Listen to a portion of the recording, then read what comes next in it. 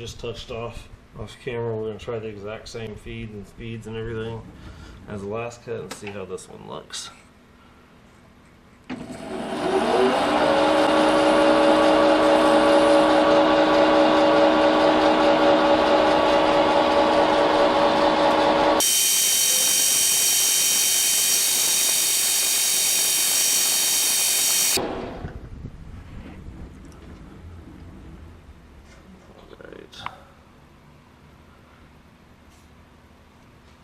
Well, that's much better. That's a really nice smooth surface finish in here.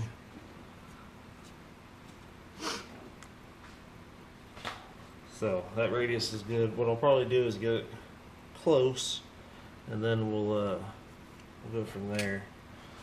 Let's see how much. See where we're at now. So right now we're about 1.5 inches. We're 0.02 over 1.5 inches. So we've got quite a bit to come out. The finished diameter for this surface is going to end up being 1.86. So there's plenty of room for more material to come out before we get close to that. I'm going to set my DRO to the dimensions of where it's at right now, and I think I'm going to take it to about 1.8 or maybe 1 3/4.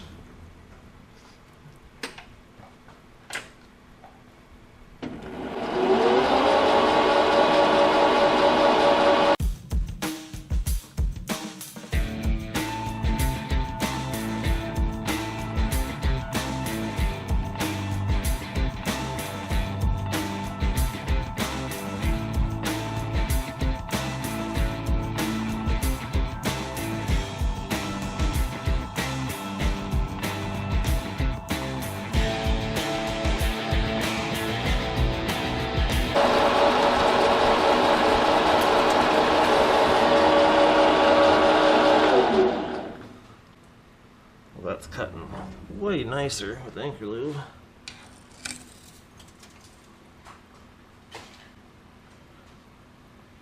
Just hogging stuff out here. I'm going to do another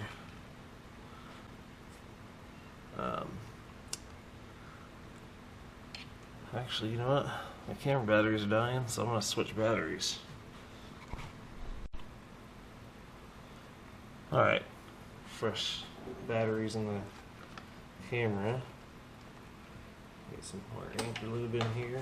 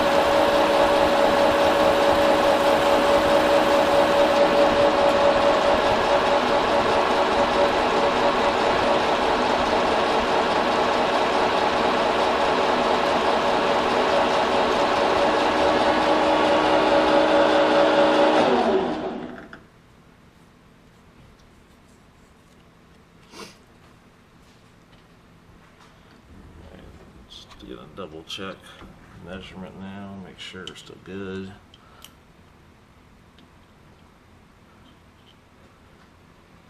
According to the DRO, we're just over 1 3/4 inches. Yeah, so we're under 1 3/4, but this wall thickness is getting kind of thin. So I think I'm gonna leave that how it is. It's got a good chamfer on this side, and this side's been faced. So I'm just gonna deburr the inside here, and then pull it out, and then when we put it in, we'll put this side in first so that it's seating down flat against the bottom of the piece that I'm going to stick inside the pulley. And that way when we get it, go to press it in, it'll go down and bottom out, and we'll be able to face the end off to match the pulley length. That way we don't have to try to cut this to a specific dimension.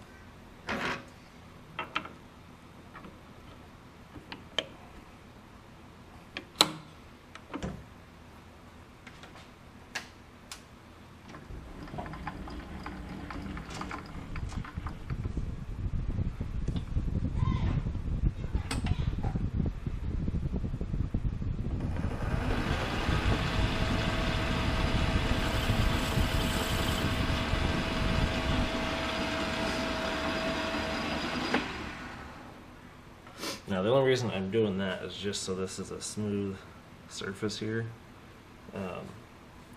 so that this will seat completely flat. And what I'm going to do is on the recess here, I'm going to put a block across so that when it presses down, it'll press down until it hits the bar, and that way the bottom side will match.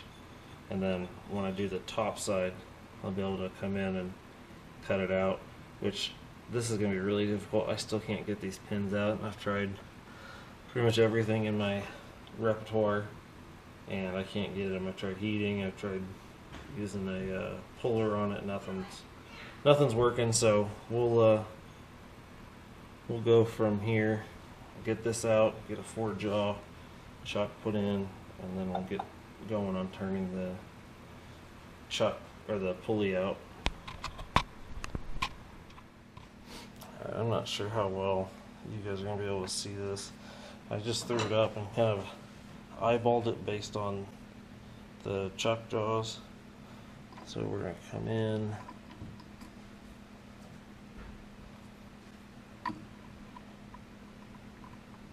some preload on here.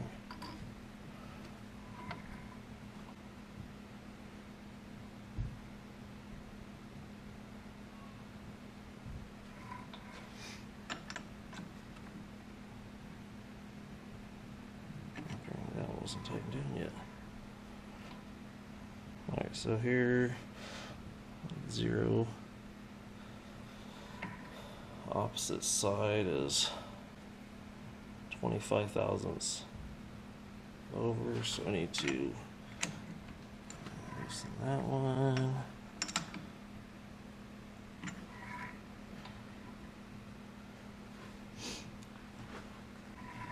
So that's only 3 thousandths off of each other now. That one's at 0.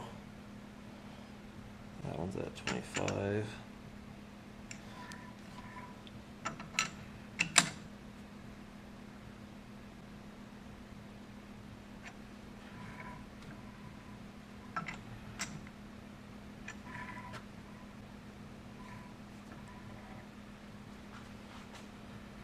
Back to 0 again. So that's 4 thousandths high. That's on 0.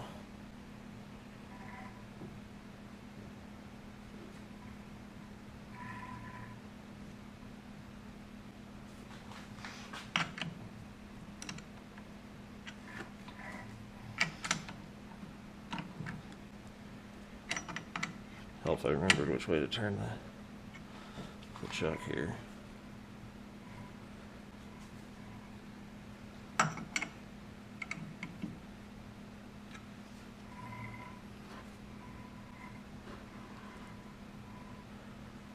That's at 3, 3. That goes down to 1. That's at about 1.5.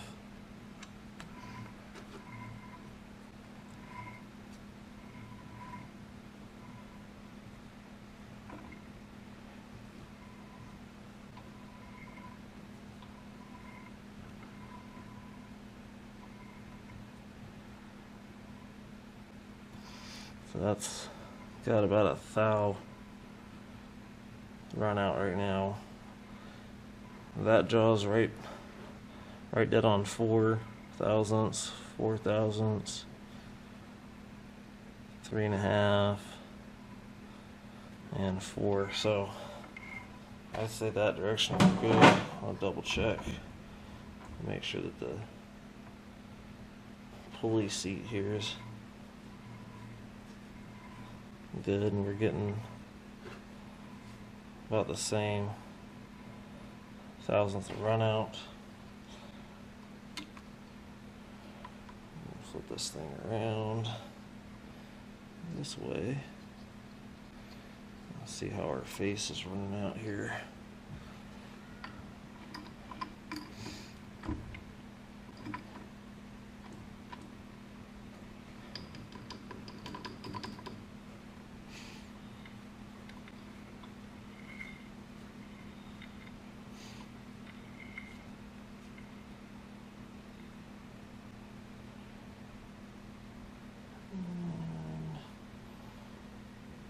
My little plastic knocker over here. Where did I put it? This will work. Wooden handle on a file. Let's see. Actually, right on 0. Go a little under on this one. Slightly over.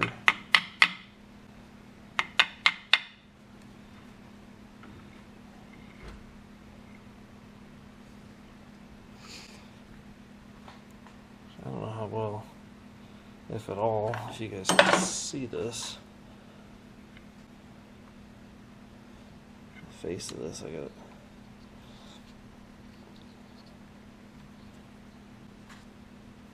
I don't know if it'll let me get around where I can get a good camera angle on it.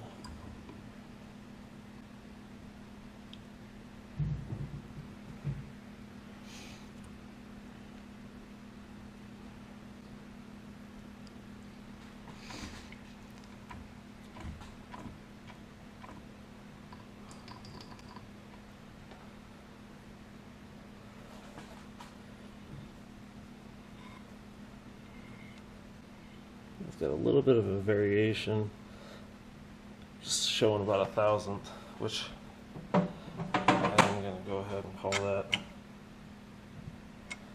good. Double check, make sure these are all tight. And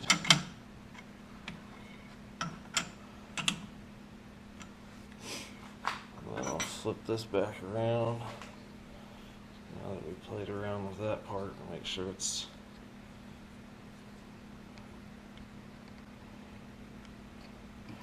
still running true here.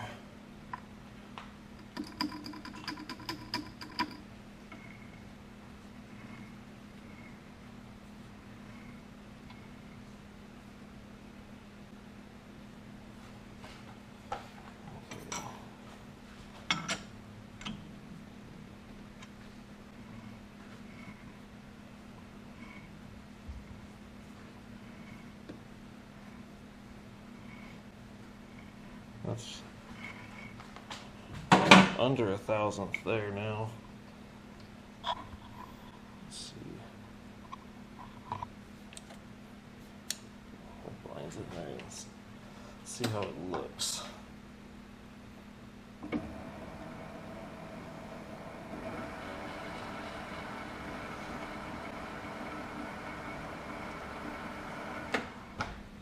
I'd say that's good. I really wish I could get those gosh dang pins out of there, but it's not cooperating with me today. So here's our sleeve that we're going to put in. You can see it's only got a little bit of play in there. So I'm going to get the indicator put away, get my stuff turned around here so that I can get set up to cut this. I think what I'm going to do is use a boring bar. One of my other boring bars, I actually have some aluminum inserts for them, so I'm going to try those out and see how it goes. Alright, so lift you up here so you can see the insert that I got, and I want to say this is from Shar's, which is who I got this boring bar set from. And it's a really, really polished look to it. And it's specifically for turning aluminum, and I've yet to try it. All I've done so far is move the tool in to where it clears the back, and then I put a little mark of paint on the boring bar here. Make sure everything's nice and tight.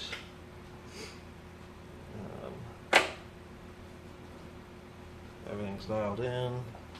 I'm just going to take a real light skim cut and measure and see how much we need to take out. We're going to bore this out to just under or right at 2 inches. The bar that the sleeve here, the finish on it, checked it all the way around, and it's showing it's like exactly 1/1000th over all the way around. So we take this right around 2, no bigger than 2 inches, then it should be a nice good press fit in there. So let's feed, I'll set up on a 5,000th feeder rate. Let's see how it goes. Probably help if it was rotating in the correct direction too.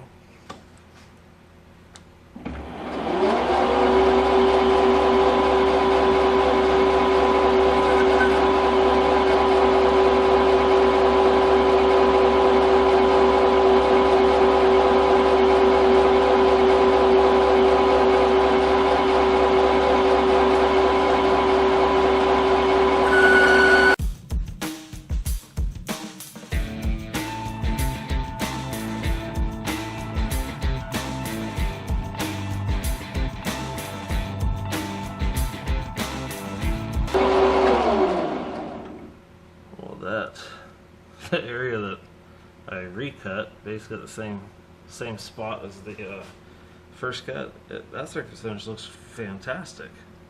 The rest of it looks like garbage though.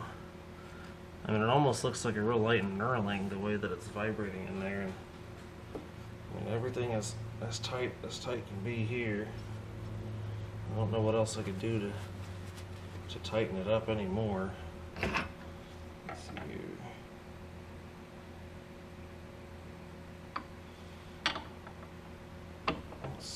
Switch to one of these brazed. I'm gonna go back in there.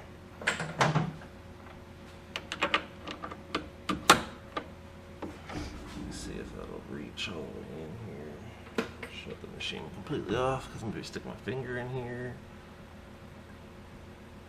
Alright, so that comes in and gives me plenty of clearance still. So let's try this little guy.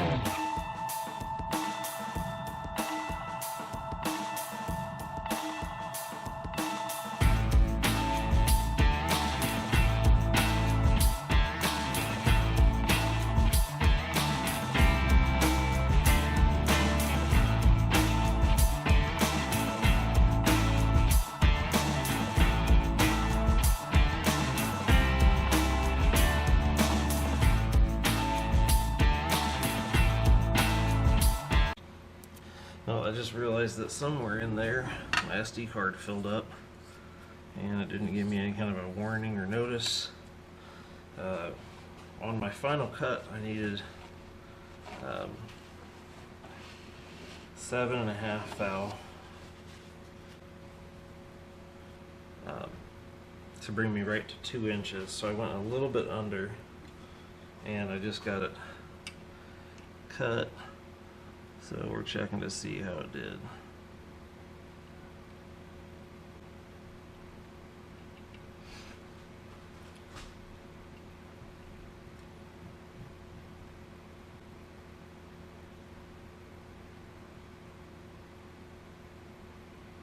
So we are right on 2. So this will be a nice press fit into there. Alright, so I got the part checked up. I just realized that I don't have clearance for that tool. One of those days. I think I'm going to end up having to do this with the boring bar. I just spent a few minutes getting this tool lined up so I could come in here and cut this, but the bottom of that tool is catching on that. So I'm going to need something that's got a much smaller profile on it, which I think is going to be the boring bar here.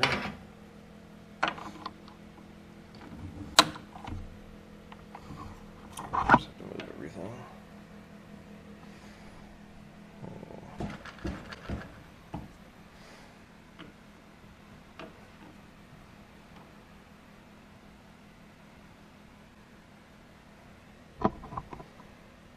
So get this in here. There we go.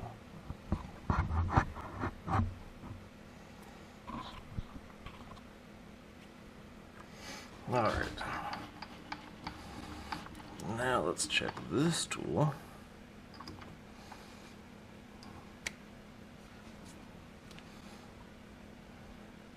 And I've got clearance there.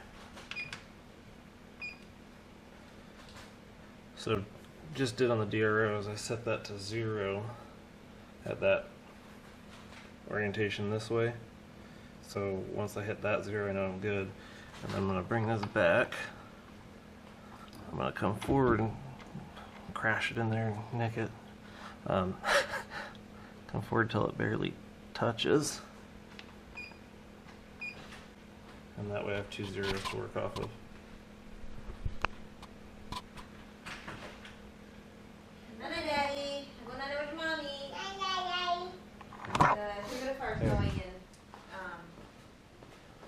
I have to say goodnight to my little man. Say goodnight, Michael. Night. Come on, kiss. Love you. Humidifiers going, Okay. okay? Alright, sorry about the interruption, but kids are more important than anything else. Alright, so now I have, as I was saying, 2 zeros. When I get to 0 on my feed out,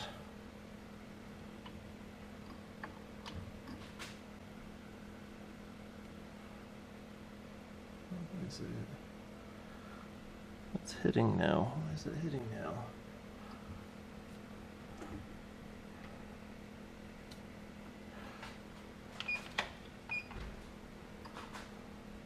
That's weird. Let's just try this again. Take it out and take it back and see if it zeroes out right.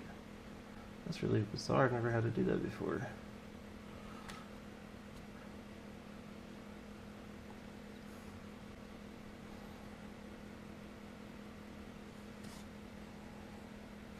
Alright, that 0 worked. And that 0 worked. Back here, just to double check this again.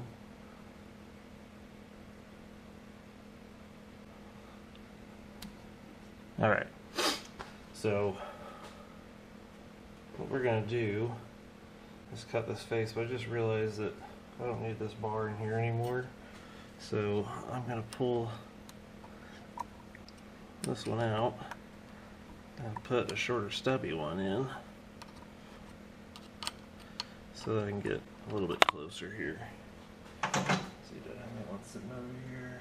No, of course not. Alright, I'll be right back. Alright, switch to a shorter length boring bar. The other one was 2 1/4 inches long, and this one's 1.5 inches. I've got the neck choked up a little bit on there.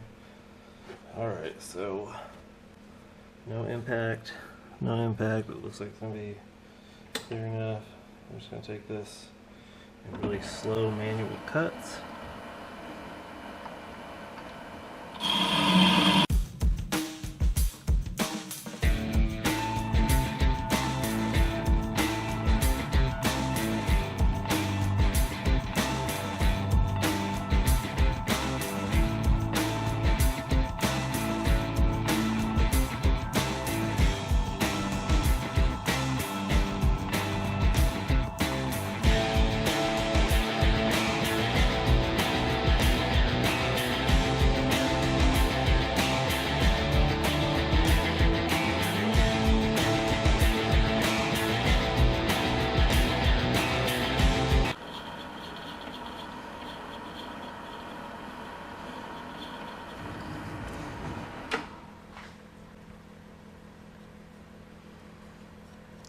Blended perfectly.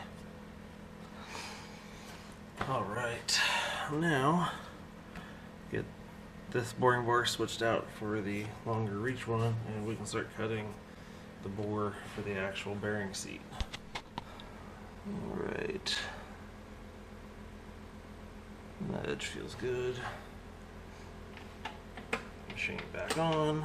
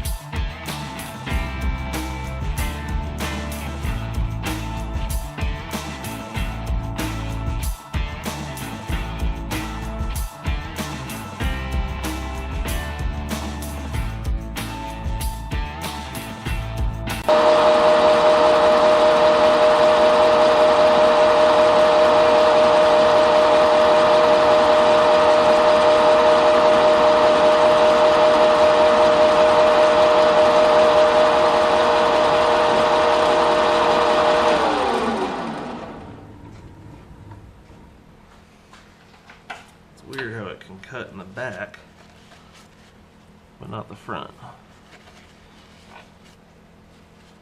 It looked like it cleaned up the bottom side, but the front side still looks pretty much exactly the same. Let's check it again.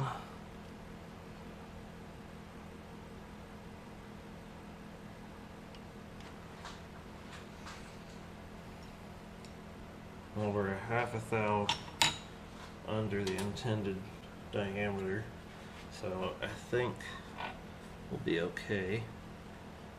I'm really debating cleaning that up just a little bit in there. I don't want to stick. Usually I wouldn't mind using some emery paper and smoothing that out in there. Not with these damn dowel pins here. I'm afraid I'll get my whole hand ripped off. Alright, so the next step is to cut the 2 internal snap ring grooves in here. And to do that, I got pretty lucky I found an old boring bar from my grandfather's toolbox that has a cutting tip ground onto it that is just about perfect for cutting the ring groove. No, that's not it. Here it is. So it's got a little chip breaker built into it, and all I did was just touch it up and measured it, and it's right dead on what it needs to be. So all I'm going to do is tighten down that one screw and turn it around so I can get the angle set up correctly here.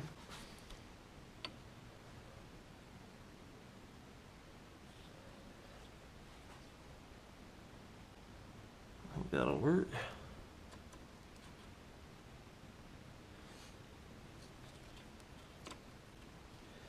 These screws all the way down here real quick.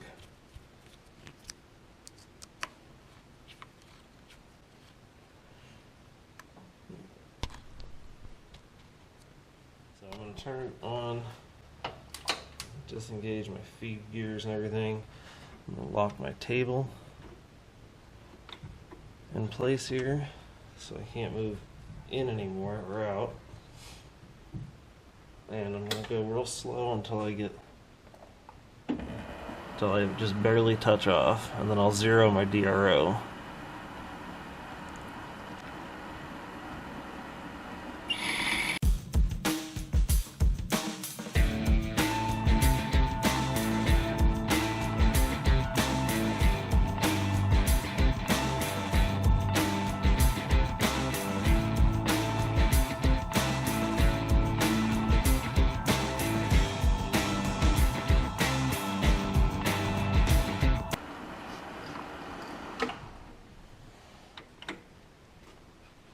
Alright. Well, it doesn't sound good, but it looks good. Now, of course, that side's not reading right because it's not completely into the groove yet. So that's reading 670. So I'm fine with that being just a couple thousandths off on that one. Now, let's see if I can get this snap ring out of this hole and into the next one.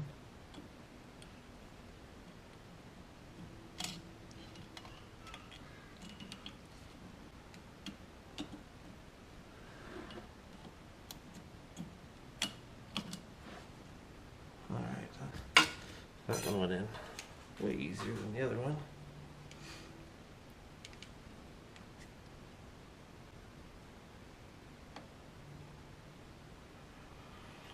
That's reading 850, so we're a tiny little bit off on that one. I don't think it'll make too much of a difference. But number one thing is that we're done. Going the wrong way. That doesn't help me. There we go.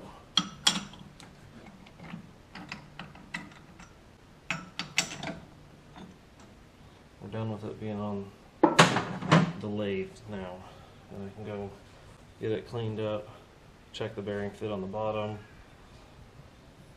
put the other snap ring in on the top groove. I might hit these with some emery cloth just to smooth everything out just real lightly, and then press everything back together. But the job's pretty much done. You can see our sleeve turned out okay. I will, like I said, deburr this side because it's still got kind of a sharp edge there, but I'll do that by hand. And we're done now. Time to reinstall this and then clean up my lathe again. Alright, so here we got everything back installed. I don't have the cover on because I need to replace these belts with different sizes. The original motor mount, or the original way the motor was mounted, was incorrect before. so the standard belt sizes don't work. I need to get an inch shorter belt for this one. As you can see, the idler's too far forward, but we got everything sleeved, and I'll fire it up so you guys can see how we did.